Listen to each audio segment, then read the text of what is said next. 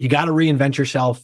You got to be comfortable with the discomfort, and you got to look for where the opportunities are. Bruce knew the world didn't need another Born in the USA, down on your luck folk song. It needed to be an anthem. And my transition out of the wirehouses into RIA, that's what I'm trying to do. Let's make this an anthem. Welcome to the Active Advisor Podcast, brought to you by Harbor Capital. Join us as we learn from pros who have helped thousands of investors live better lives. I'm Brian Moore, and I'll be chatting with some of the brightest minds in the financial advisory business, bringing you insights on practice management and investment research that works for advisors and their clients.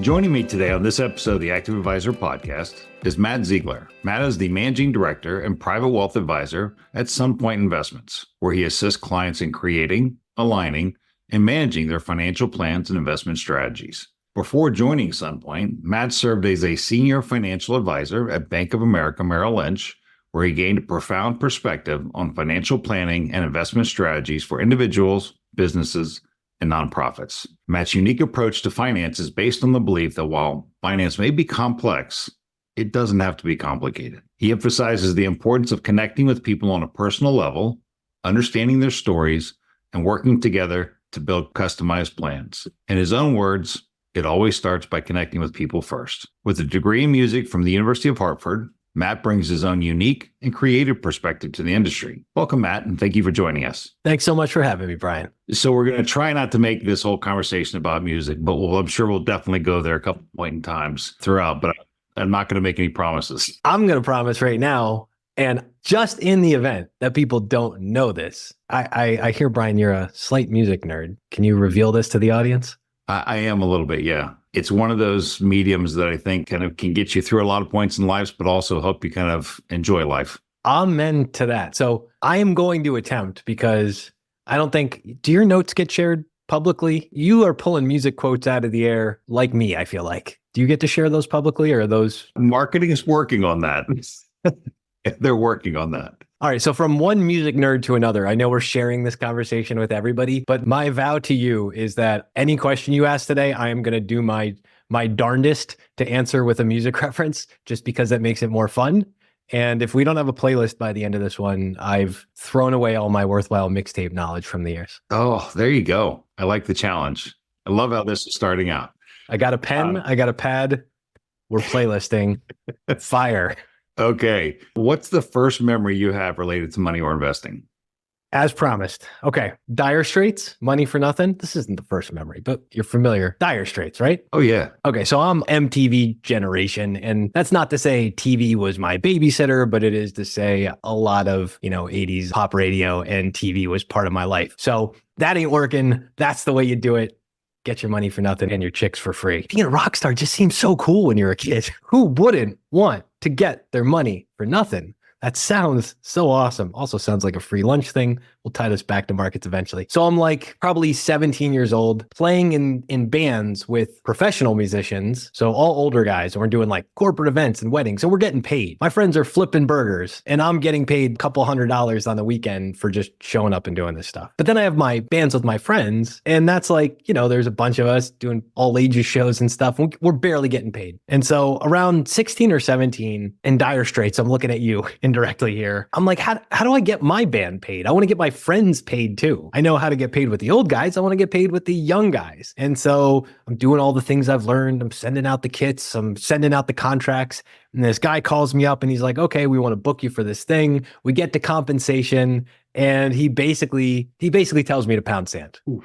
In more colorful terms. It did involve a nice drawn out situation of like, is there a window in the room you're in? There is. Why? Can you go look out that window? Why would I do that? Oh, maybe you should slam your head in that window. And I was like, again, I'm like 17 years old, but all of a sudden this lesson became so focused in my brain, and I've never let go of that story. Not the chip on my shoulder version of it, but this idea. You have to create more value than you cost. True. There's no way my 17-year-old friends and friends band is going to like put 1,000 people in an all ages club. And it's not like there's a bar in the all ages club where you're going to make up money on drink sales and stuff like that. I was walking into the wrong situation without understanding the terms for how to be successful in that spot. And I had to learn that lesson. by getting like thumped upside the head with what this person said, but there's no such thing as money for nothing and your chicks for free. You got to work for this stuff, even if you think you're looking at the TV and that's the way you do it.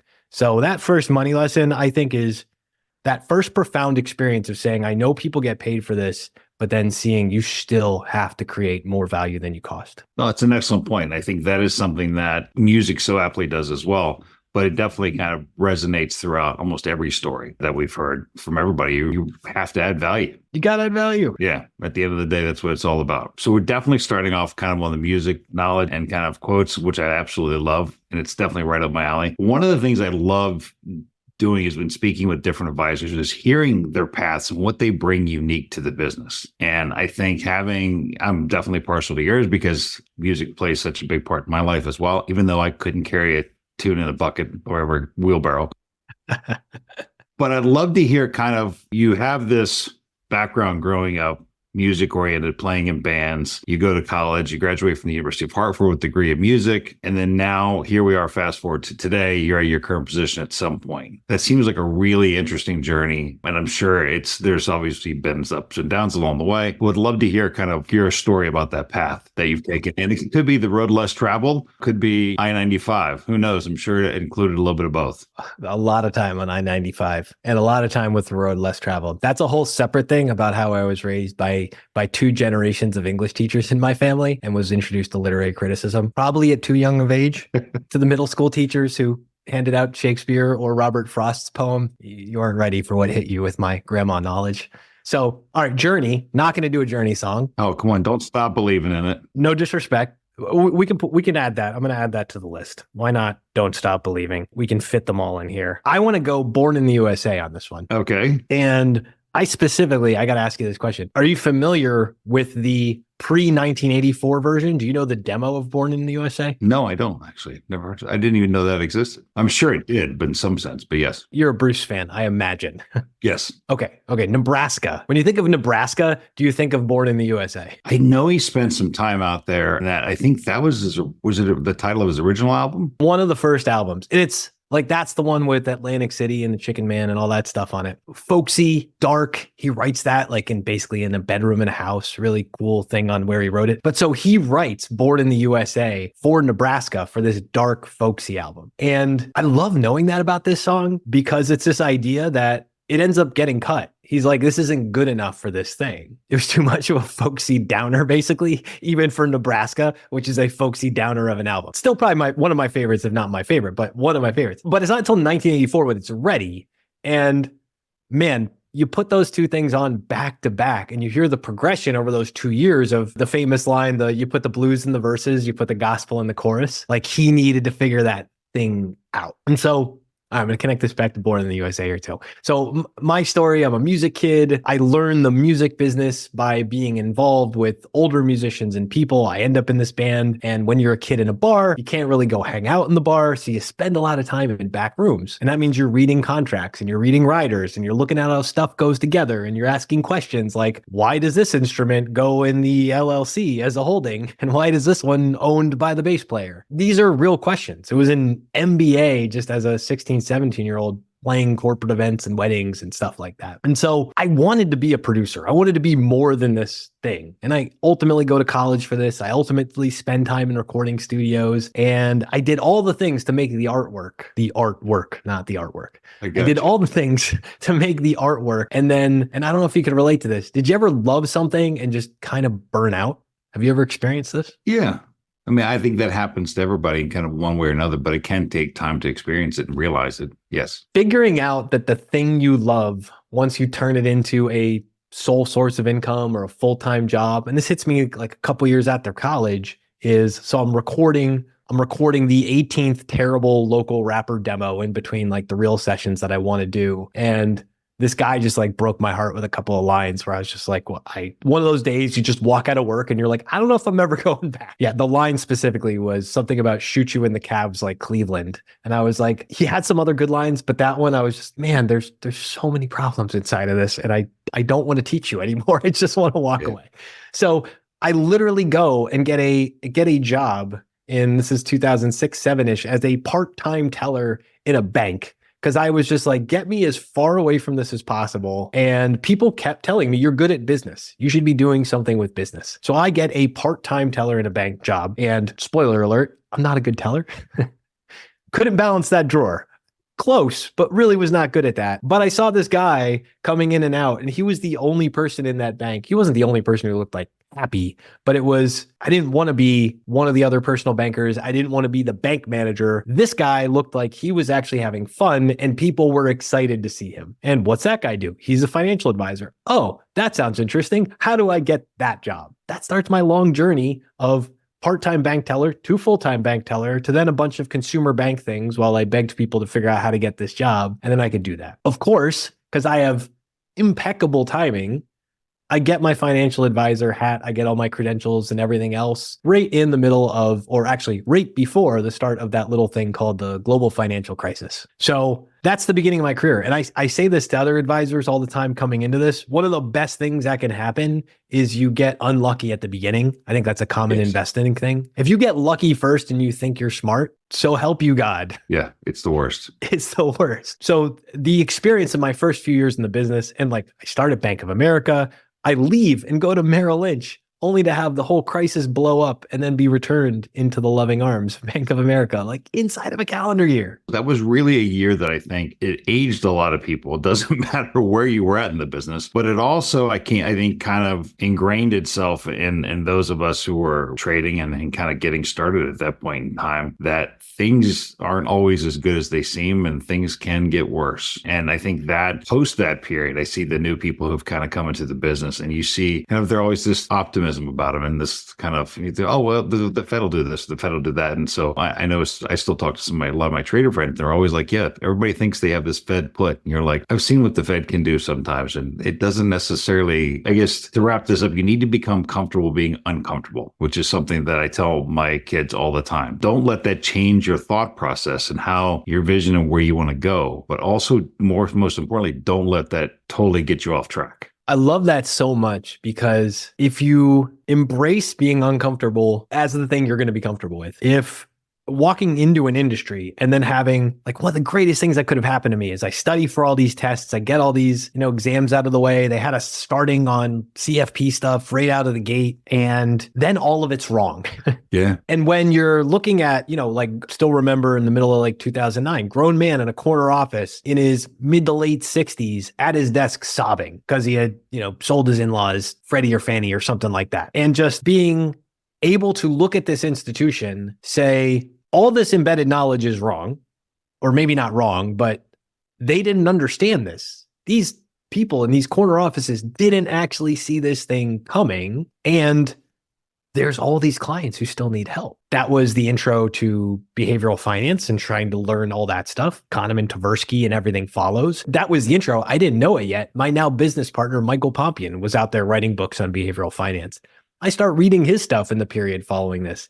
I go on this education bender to say, if all these people who are telling me how to be successful in the business just got the rug pulled out from them, and many struggled very deeply with that discomfort, how do I overcome that? And just to bring it back to this, Bruce, unborn in the USA, that Nebraska demo, he's still wrestling with it. He hasn't figured it out yet. And I think in that post-financial crisis period, all the way up through a few years ago when I decided to leave the big wirehouse thing, I had success in that, but I had to realize what else I wanted, what I wanted to do. And the biggest part of that journey was reconnecting with the artist side of me. I know we'll probably talk more about this too, but it's just this idea of you got to reinvent yourself.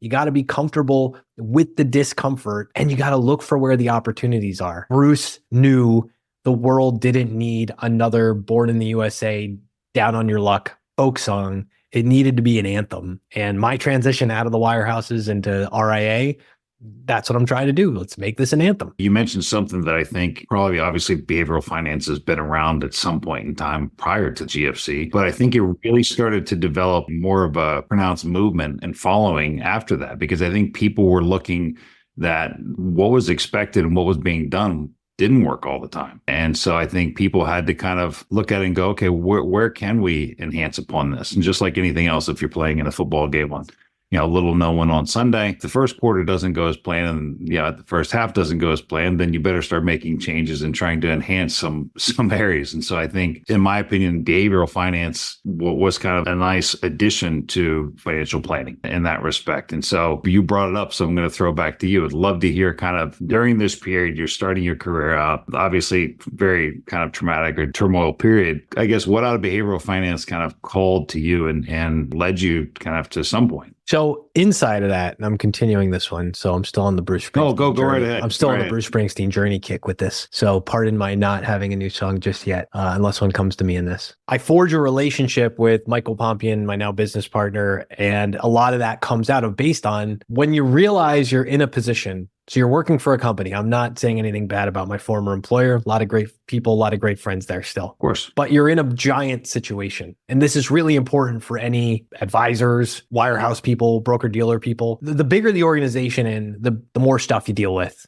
That's just big. You're on a battleship. You're a contractor on the Death Star is the thing that I always like to reference, that scene from Clerks. And that's a choice. And that means when you're in a situation where people are saying, bring your whole self to work, and then you go to bring your whole self for work, and they're like, maybe leave some of that at home. And I realized I'm never going to retire at this place. So when am I going to leave? And COVID was like sort of the clock started turning faster. And I started really looking at my network and really looking out to people that I respected and started asking a lot of them for advice. And through the kindness of others and people like, again, Michael, that I'm now partnered with, that I reached out to, which that's a whole funny story for another day. But you start reaching out to people, you start tapping that network, and people start saying, and you start to figure out what you're made of and where those interests you want to take them. So for me, it was between hanging my own shingle or joining another big firm. And where I finally settled in was, I definitely don't want to be a part of a big firm. I definitely don't want to hang my own shingle, but I want small enough that something is still building, but big enough that the opportunity set is on the backside. I want to build something meaningful. I don't need a hit record, but I want to build something substantial. And Sunpointe was a firm that I developed relationships with a couple of people there. And when they would have questions, so they're at that time primarily family office driven, primarily investment driven, and lots of academic research around behavioral finance. I would go to them when I had family office type questions. How do I track these private investments? How do I vet this stuff? They say this is how you do due diligence on this, but how do you really do due diligence on this? And I'd pepper them with those questions. And then likewise, they'd have a situation with a family member or somebody on a more financial planning side or a business owner. And they'd call me and they'd go, hey, Matt, what do you do when this hits your desk?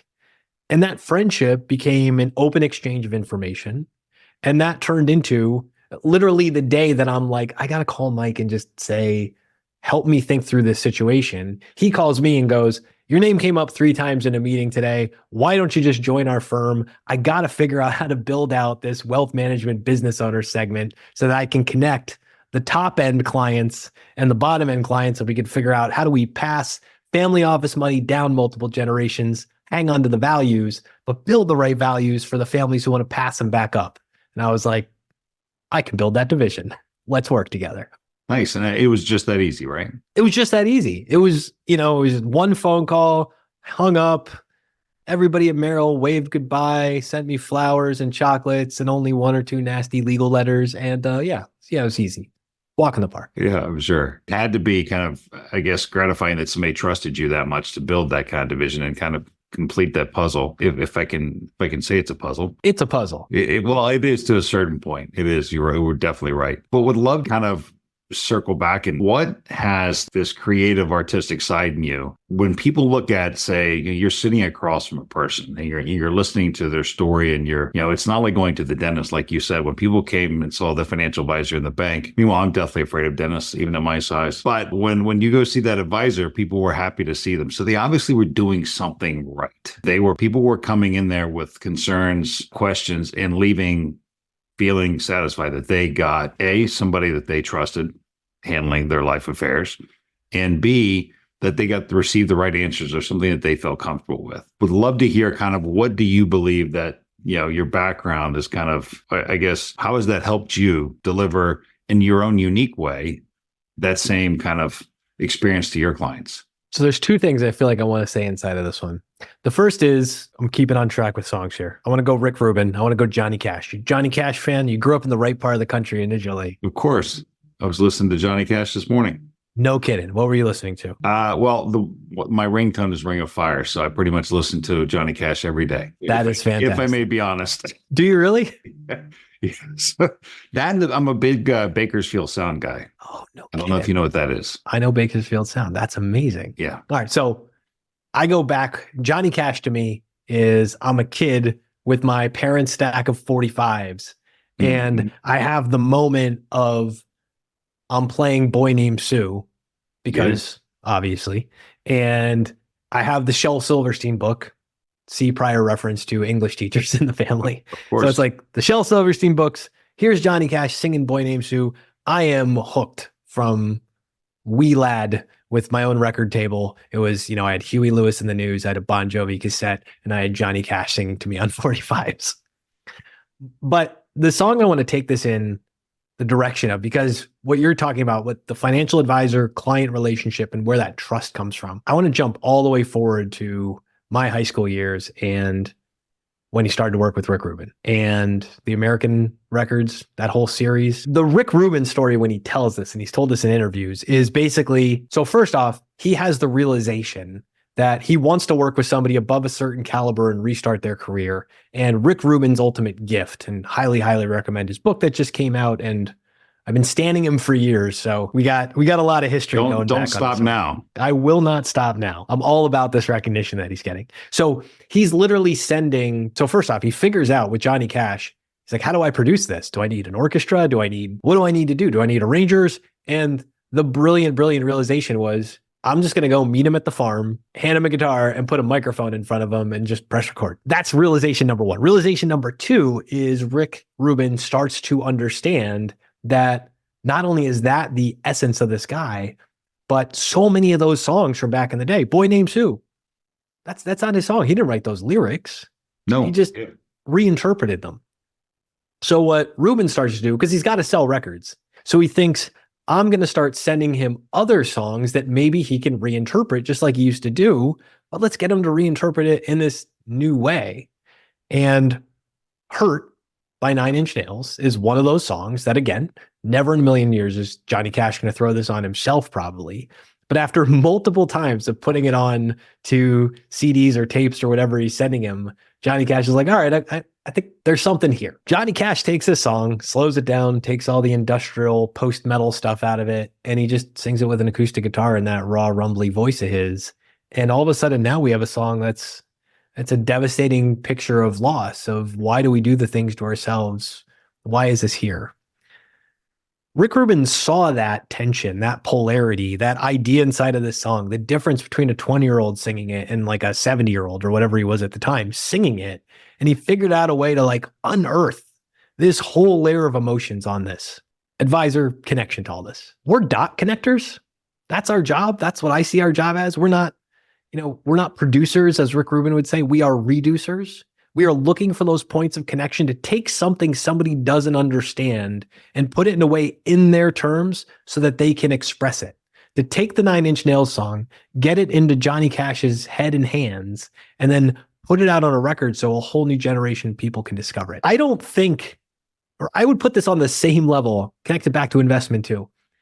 How the heck does Buffett end up owning Apple after saying he's never going to own a tech stock for years? This is dot connection. This is reducing things to their essence and figuring out how to talk to people on a level that they go, okay, I'll try that because you just repackaged in a way that it connects in my gut. And for all the behavioral finance and all the other stuff that's out there, the human connection that we advisors have to identify that thing in people's guts and maybe introduce them to a new idea or extrapolate an expression out of them for what they want to do, whether that's retirement or a charitable foundation or whatever. And that's the most beautiful part of this job. I like that. I mean, I think for sitting back, listening and kind of hearing everything, because I think there's a big difference between listening and hearing. You basically can kind of listen or hear what somebody's saying and kind of look at it from a slightly different perspective and then help them draw kind of not only conclusions, but a roadmap onto where they need to be. Hey, it sounds like a financial plan. There you go. See, it's just that easy. It's just that easy. Or a producer's job. I remember sitting in the producer's seat when I had my recording studio days, and a lot of that was just project management. It was, okay, here's the artist, here's the song. We're going to figure out what we're going to do. Oh, they said, I want it to sound this way, or wouldn't strings be cool on this? Okay, yeah, I can write a string arrangement. Yeah, I went to college with a couple of kids who could play this part. Let me call them up. And that whole project management to execution of the expression, that's the producer's role. And that's why I think Rubin is such an important character, if you will, for anybody who's in the advisor seat, because it's that listening, hearing, interpreting, execution. That's what people hire us for. Agreed. No, without a doubt. I think it's I would put it in kind of my Southern terms as you're helping the journey. You're helping, along the way. And I think with that expectation of help comes a lot of trust. Absolutely. Earned trust over time. It can't be faked trust. And that, again, ties back to the financial crisis experience. Yeah, no, without a doubt. That experience is going to resonate. It's going to be, hopefully it's not our Great Depression experience, but I think many at the time were talking about it, and there were similarities drawn. But I think out of that pain and turmoil came a lot of great things. And it definitely seems like kind of at some point really looked at the business and decided to take it a different way and just kind of change the degree on kind of the trajectory of a lot of people's lives. That's the idea, especially if we can take it across generations too. Excellent. We haven't come up with a song for a little bit, and a couple have been going through my head. So I have Taylor Swift songs stuck in my head. Oh, all the time. Yeah. They're a constant, shake it off. Oh, well, okay. That era. Do you remember the "We Are Never Ever Getting Back Together" song? Yes. Okay. Do you know who she wrote that song with? No. So "We Are Never Ever Getting Back Together" to me, this is a huge turning point in her career. And I'm going to try to just, obviously you already know these songs, but this is the stuff that makes it so much more interesting to me. That's the first song she does with this guy, Max Martin. And if you've never heard that name, Max Martin is the guy who he's basically been on the charts almost my entire life. And even if I don't always love a song at first blush, thanks to the internet, you go on and you look to see who the songwriting credits are, and Max Martin is everywhere. And I think what happened was, so Taylor Swift starts off, shout out to the financial industry. Her parents were finance industry people. Reading, Pennsylvania too, not far down the road from me. I lived right over there. A few years older than her though. So this idea is she's writing songs. She's got professional writers at the onset. Then she totally goes off and writes her own stuff. Never does the Joni Mitchell thing. Should have been blue, ends up being red. The Bob Lefsetz story, absolutely legendary if you don't know it. But then she decides to come back to working with writers. And because of the success, she punches up and she gets literally one of the greatest songwriters ever who had hits through the 90s and the early 2000s in this guy, Max Martin. And their first song together is "We Are Never Ever Getting Back Together." Now, the song and who it's about is interesting because it's about burning a bridge and checking out an old relationship. But what this fortifies is from that song through the 1989 album, through a whole bunch of stuff that follows, right up into getting introduced to Jack Antonoff and all the stuff that's happening now, is recognizing your career comes to a point where you have to level up partnerships and you have to let other ones go. Mm-hmm.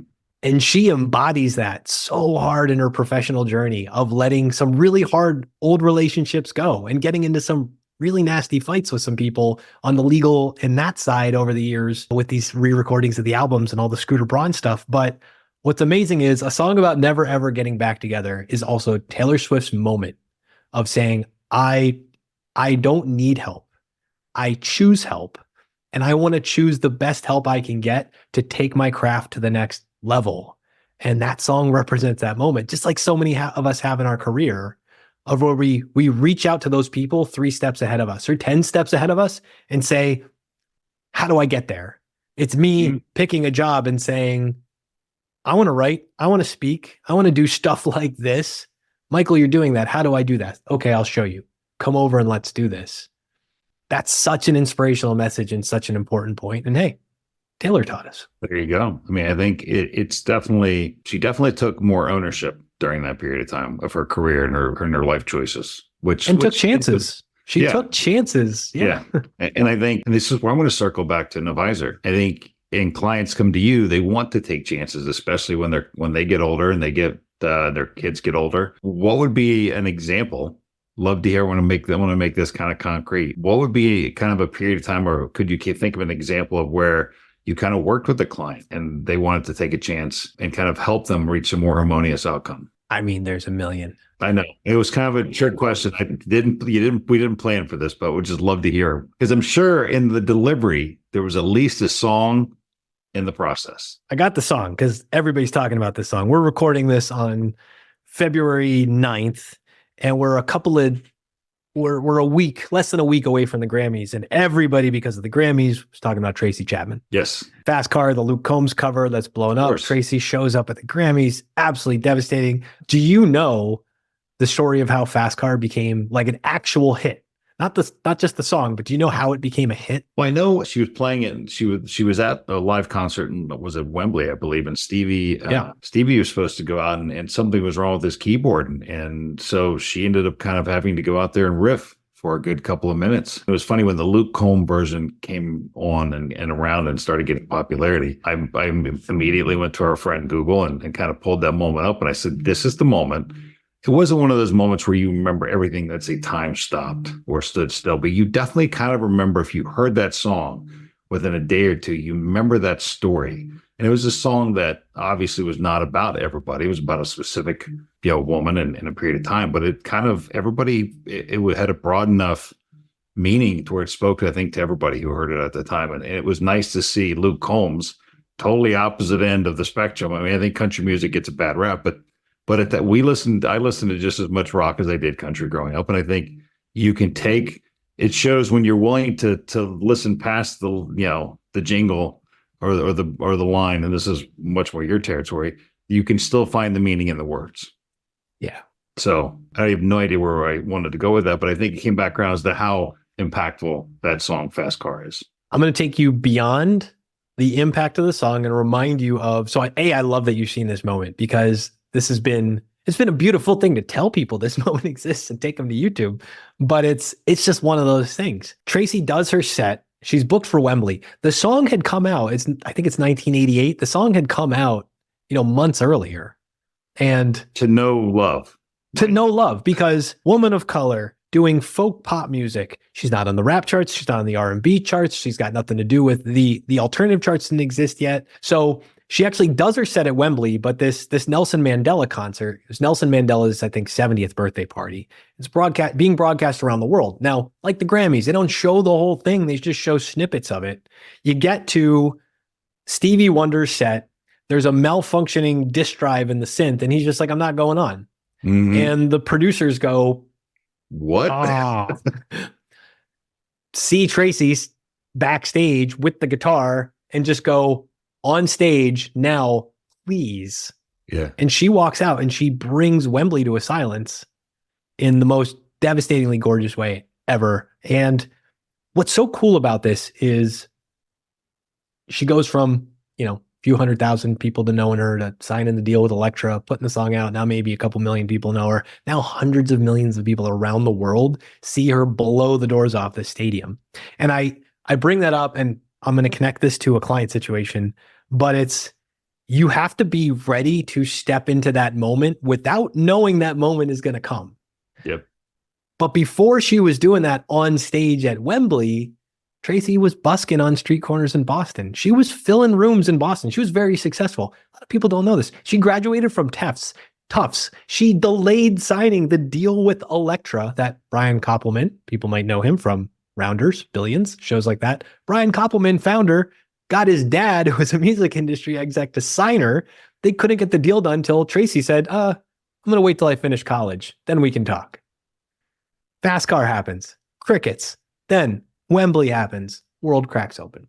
So I'm thinking of this time. I'm thinking about Ben Tusky, who's my director of planning at Sunpointe. Ben is ex-Vanguard. He loved financial planning. He needed a path out of that world. It's a message for any of you mutual fund company wholesalers or other people. If you want to expand your horizons, it's going to happen through your network.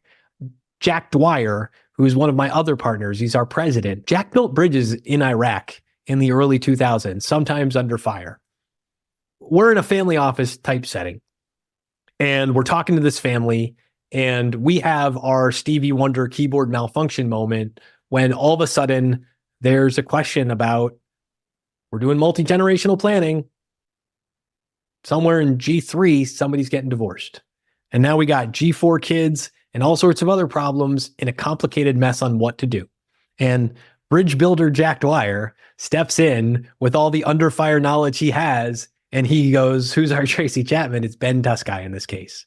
We need a planner to come in, fix all the stuff at the ground level first, get them feeling good about the situation, and then we can build off of that moment.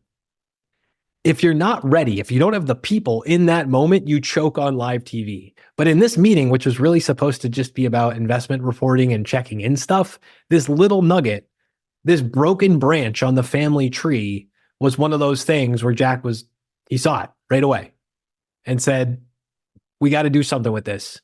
These clients matter. The situation matters. We got to add some impact to it. And just knowing in those moments who your people are that you're going to pull in, being surrounded by people that you can pull in with that much confidence and help fix a situation meant the world to the clients, meant the world to us. It was just a great team building experience. And even in the most challenging situations, something beautiful can come out of it. I would come back, one song hit me. Oh, Look, if you had one shot or one opportunity to seize everything you ever wanted in one moment, would you capture it or just let it slip? Sound like you guys captured it. So what's the song? I'm writing it down here. Oh, it's Eminem. So I think I guess we unfortunately have to bring this to some sort of conclusion here. Would love to hear, and it definitely, I think one of the things that's made this especially fun for me is just kind of having and listening to your unique perspective. And I say it's unique because I think everybody is unique. This is a business where I think we encourage people to, as one prior guest said, fly your freak flag. Love that episode, by the way. It challenges people to be who you are and bring that to the business, because at the end of the day, this is customer service. This is about people want to deal with humans, not AI.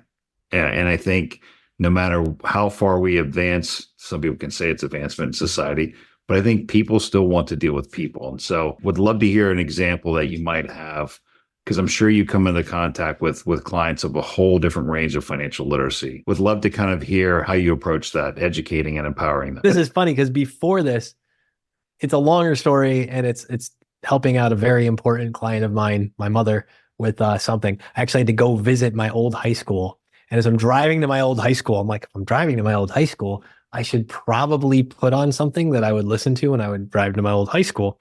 So I had Boogie Down Productions. I had BDP on, and I was thinking about their song "You Must Learn," and then I was thinking about Sublime, who I also loved in that era too. I'm writing both of these down. Sublime, and I'm thinking of the song KRS-One, or I Know Because of KRS-One. I can't think of what it's called. And here's the thing, because I was fascinated by this in high school. So Boogie Down Productions, KRS-One are in New York City in the 80s making this music. And the song "You Must Learn," in case you missed that one, is basically KRS explaining first to his, the Black audience that he's talking to about Black history and culture and the power of this thing that's going on. And then I want to say in the second verse is where it flips to now he's going, like, how are people in white culture going to understand this thing? And the whole song in "You Must Learn" is him trying to build this bridge between cultures and saying, there's all this overlap. You got to figure out this stuff with each other. Flash forward 5 or 10 years from when that song comes out. And now you're on the West Coast and you have this punkish band out, on the West Coast writing this song called "How Do I Know? I Know Because of KRS-One." And they go through all these lessons that they've learned from this beautiful, beautiful, wonderful man and teacher. And what I love about that is it's this real reminder that, back to the Rubin stuff, you got to get on their level.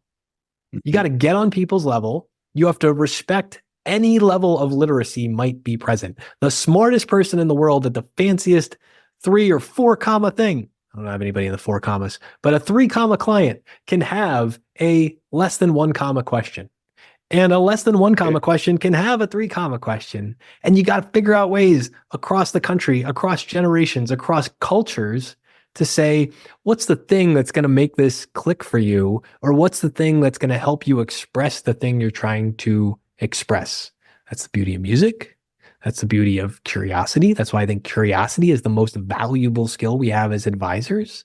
Mm-hmm. If nothing is boring, if everything is interesting, then we're going to keep pulling these threads to start figuring out Hey, how do you know? But all the time, it's that curiosity to keep going a level deeper with the clients.